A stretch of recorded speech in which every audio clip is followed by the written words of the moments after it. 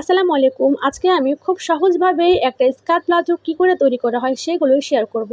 তো এটা আমি আমার মেয়ের জন্য তৈরি করছিলাম। তো এইভাবে আপনারা কিন্তু বড়দের জন্য তৈরি করে নিতে পারবেন। আর বর্তমানে এই স্কার্ট প্লাজোটা কিন্তু অনেক ট্রেন্ডিংয়ে চলছে আর সবার পছন্দের একটা স্কার্ট প্লাজো।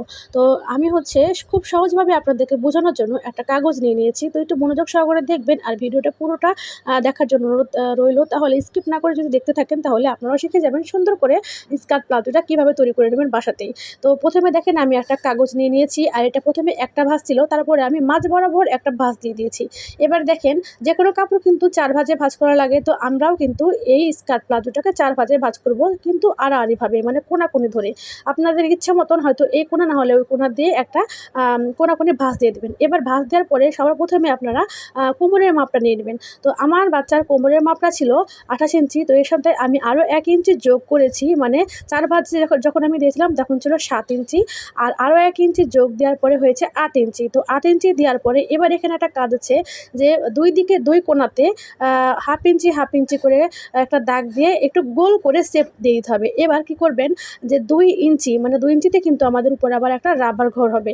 তো এই রাবার ঘরের জন্য ২ ইঞ্চি ফিতাটাকে উপরের দিকে উঠিয়ে দিবেন।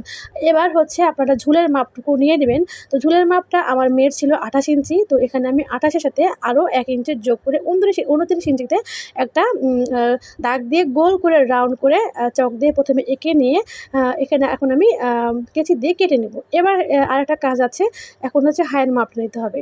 তো এখানে আমি আমার মেয়ের জন্য হায়ের মাপ নিয়েছিলাম ১২ ইঞ্চি। তো উপরের দিকে আবারও ২ ইঞ্চি ফিতা উঠিয়ে নিয়ে তারপরে ১০ ইঞ্চিতে দাগ দিয়ে নিয়েছি, তাহলে কিন্তু আমার ১২ ইঞ্চি হয়ে যাবে। তো এই যে আমি এখন ১২ ইঞ্চিতে দাগ দিয়ে সুন্দর করে ১.৫ ইঞ্চিতে একটা শেপ দিয়ে তারপরে কেটে নিয়েছি। এখন দেখেন পায়জামার যেভাবে আমরা সেলাই করি সেভাবে সেলাই করে নিতে হবে, আর একটা সুন্দর পায়জামার শেপ চলে আসবে। এবার কোমরে এরকম জোড়া লাগাতে হবে। তো সেম টু সেম আমরা কিন্তু কাপড়েও চলে আসবো এখন। তো দেখেন এই যে আমি কিন্তু প্রথমে একটা ভাঁজ দেওয়ার পরে তারপরে ২টা মাঝ বরাবর একটা ভাঁজ দিয়ে ২ ভাঁজ করে নিয়েছিলাম। এবার ৪ ভাঁজ করে দেওয়ার জন্য একটা এই যে কোনাকুনি ভাঁজ করে নিয়েছি আমি। তো এখানে আমার এখন ৪ ভাঁজ কিন্তু হয়ে গেছে। এখন আমি যেভাবে কাগজে দেখেছিলাম সেভাবে কিন্তু আমি এখানেও মাপ নিয়ে নিয়েছিলাম। ওই যে বললাম যে আমার মেয়ের কোমরের মাপ ছিল ২৮ ইঞ্চি। তো ২৮ ইঞ্চির ৪ ভাগ হয় ৭। তো ৭ ইঞ্চির সাথে আমি আরও ১ ইঞ্চি যোগ করে এখানে আমি ৮ ইঞ্চিতে দাগ দিয়ে দিয়েছি, আর তারপরে হাফ ইঞ্চি করে ২ কোণাতে একটু করে দাগ দিয়ে এটাকে রাউন্ড করে নিয়েছি। এবার দেখেন আমি কিন্তু সবগুলো সুন্দর করে কেটে নিচ্ছি। প্রথমে কোমর কাটলাম, তারপর এবার নিচেরটাও আমি ১ ইঞ্চি যোগ দিয়ে এই যে রাউন্ড করে কেটে নিয়েছি।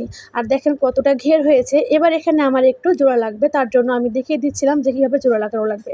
তো এখানে যদি আমি আরেকটু কাপড় রাখতাম তাহলে আমার এই জোড়াটা লাগতো না।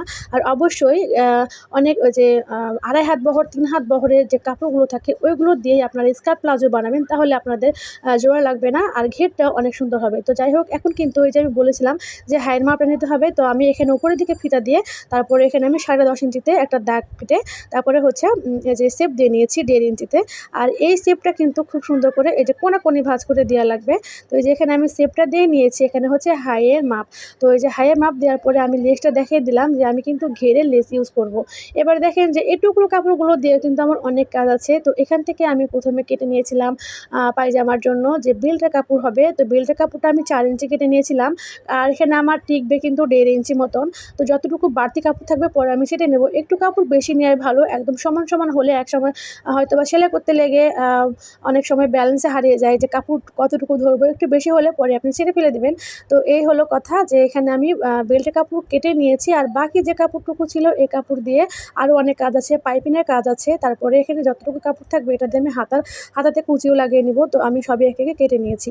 তো আমি আমার মেয়ের জন্য পায়জামা এবং ওড়নার জন্য কাপড় নিয়েছিলাম ২ গজ ১০ গিরা মতন। তো আজকের পায়জামাটা আমার কাটিং কিন্তু শেষ হয়ে গেছে। তো সবাইকে ধন্যবাদ। আর এই ড্রেসটা যখন পুরোটা তৈরি হয়ে যাবে তো এটার ফাইনাল লুক দেখার জন্য অবশ্যই আমার পেজটা ফলো দিয়ে রাখবেন এবং একটা কমেন্ট করে যাবেন।